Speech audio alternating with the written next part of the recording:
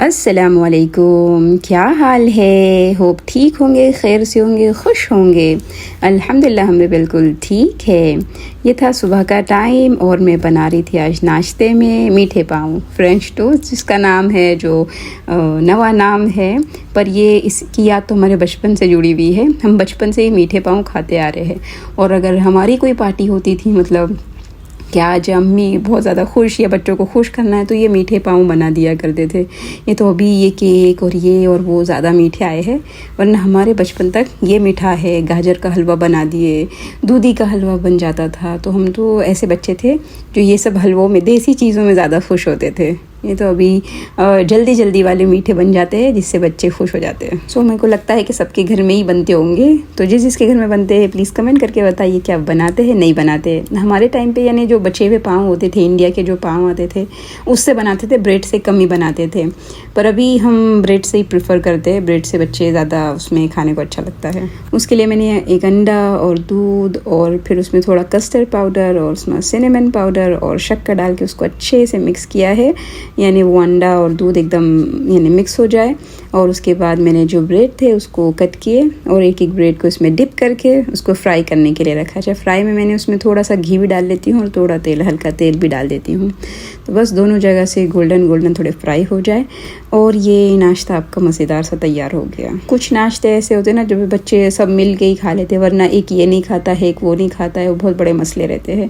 पर ये French toast भी, मीठा पाव भी इसमें से एक है कि सब बच्चे मिल के खा लेते हैं। किसी का नखरा नहीं होता है कि मैं नहीं खाना है।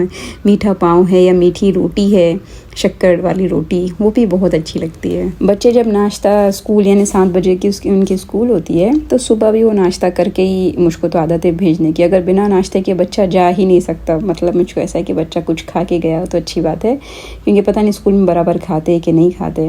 तो इसलिए सुबह नाश्ता भी माशाल्लाह और उनकी लंच किट भी साथ में जाती है। तो घर से ही जो भी बनाकर, साथ में 1-2 बाहर की चीज़ें भी स्नैकिंग मंचिंग के लिए हो जाती है। पर प्रेफर यही होता है कि भाई घर से, मेरे ख्याल से सारी माएँ ऐसे करती है कि टिफ़िन तो बच्चों को साथ में देती है लाजमी। और अल्हम्दुलिल्लाह मुझको तो आदत है जो बच्चा खाता हो वही टिफ़िन में रखा जाए तो बहुत अच्छी बात है, क्योंकि फिर वो स्कूल में उनका दिमाग नहीं चल रहा हो, भूख लग रही हो, इधर उधर ध्यान जाए तो अच्छा है भाई वो अपनी लंच किट पर ध्यान दे और फिर उसको अच्छे से खुशी से फिनिश कर आए। तो अगर मतलब माशाल्लाह से 3 बड़े बच्चे जो स्कूल जाते हैं और एक छोटी जो स्कूल नहीं जाती है, तो तीनों में से अगर कोई एक चीज़ नहीं पसंद है तो मैं उसके लिए दूसरी चीज़ बनाना प्रेफर करती हूँ। उसको जो पसंद है उसको मैं वही देती हूँ। फिर बच्चे सुबह 7 बजे स्कूल चले जाते हैं। उसके बाद मैं भी और मेरे शौहर हम दोनों नाश्ता वगैरह कर लेते हैं। उसके बाद मेरी जो वीडियो एडिटिंग, यूट्यूब पे जो वीडियो डालना होता है, तो उसके बाद क्योंकि वो एडिट करना भी एक बहुत लंबा टाइम टेकिंग होता है, कोई आसान नहीं है वीडियो को एडिट करना और उसको चढ़ा देना, तो वो एक लंबा टाइम होता है। तो मुझको लगता है कि मैं उस टाइम पर जब बच्चे चले गए होते हैं, क्योंकि बच्चों का टाइम फिर बच्चों का होता है ना, तो जब वो चले गए होते स्कूल वगैरह तो फिर मैं वो टाइम पर एडिट वगैरह कर लेती हूँ। और रिकॉर्डिंग तो रात में जब बच्चे सो जाते हैं ना सारे, तो उसके बाद ही रिकॉर्डिंग हो सकती है, क्योंकि दिन में फिर जैसे बच्चे स्कूल गए हैं तो छोटी वाली जो हनाना उसका नाम है, वो तो उसकी तो शोर की आवाज़ रहती है ना, तो फिर सब जब रात में आराम से सब सो जाते हैं उसके बाद रिकॉर्डिंग। हाँ, नींद आने लगती है, पर चलो यूट्यूब पे अगर काम करना तो इतना तो करना ही पड़ेगा ना। यूट्यूब पे आने का मकसद यही था कि मेरे पास जो छोटा मोटा इल्म है, हालांकि कुछ इतना ज़्यादा है नहीं, पर जो हल्का फुल्का जो मुझको आता है तो उसको थोड़ा सा आगे फॉरवर्ड कर दे तो अच्छी बात है। शेयरिंग इज़ केयरिंग, तो बस उसी लिए शेयर करते हैं। बाकी हाँ, यूट्यूब से कोई पैसा कमाना या फेम कमाना वो तो मकसद है ही नहीं, क्योंकि अल्हम्दुलिल्लाह पैसा भी है, फेम भी है, दोनों चीज़ें हैं, तो वो मकसद नहीं है। बस इतना ही था और उसके लिए इनकरेज किया है, मतलब मेरे शौहर ने ही काफ़ी इनकरेज किया कि तुम बोल सकती हो, तुम अच्छा बोलती हो, तो क्यों ना ऐसा प्लेटफॉर्म तुम्हारे पास भी है तो उसको यूज़ करके तुम अपनी बात को आगे डिलीवर करो।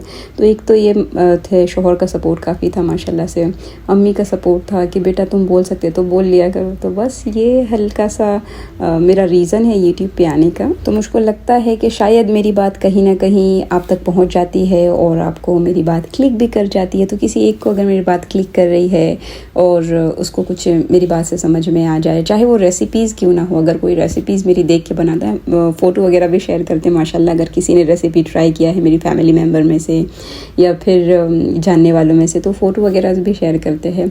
तो अच्छा लगता है कि चलो हाँ, अगर मुझको कोई रेसिपी आती थी तो वो देख के अगर किसी ने कुछ सीखा है या मेरी कोई बात से किसी ने कुछ सीखा है तो मुझको ऐसा लगता है कि उसका सवाब भी मुझको मिल रहा है। चाहे वो दुनिया की चीज़ें भी हो ना, दुनिया की चीज़ हो कि आखिरत की चीज़ हो, वो दोनों अगर आपके थ्रू अगर कोई पहुंचता है, कोई सीख पाता है, तो इसमें आपके लिए सवाब है। आप कमेंट करके बताइएगा कि भाई आपको थोड़ा फ़ायदा होता है या नहीं, तो प्लीज़ कमेंट करके बताइएगा। फिर बस वो एडिट वगैरह करके मेरे जो घर के दूसरे काम होते हैं, जैसे कि हर लेडी को होते हैं, तो वो काम निपटाना है।